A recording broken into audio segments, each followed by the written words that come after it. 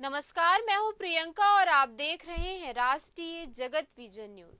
छत्तीसगढ़ से चौंकाने वाली तस्वीरें सामने आई हैं, जहां खुलेआम फैमिली ढाबे में शराब परोसी जा रही है। बड़े शौक से शराबी जाम पर जाम छलका रहे हैं और ये सब हो रहा है कानून की नाक के नीचे। स्थानीय रहवासी कई बार पुलिस और प्रशासन को शिकायत कर चुके हैं, लेकिन कार्रवाई की बजाय ढाबा संचालक बेखौफ होकर नशे का काला कारोबार चला रहे हैं।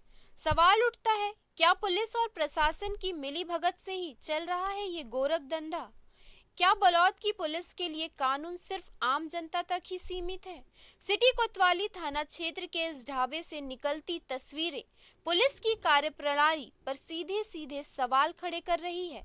आखिर कब बंद होगा ये नशे का धंधा और कब सख्त होगी कार्रवाई? फिलहाल इस खबर में इतना ही। देश प्रदेश के खबरों से अपडेटेड रहने के लिए हमारे चैनल को सब्सक्राइब करें और नए खबरों की नोटिफिकेशन के लिए बेल आइकॉन जरूर दबाएं। नमस्कार।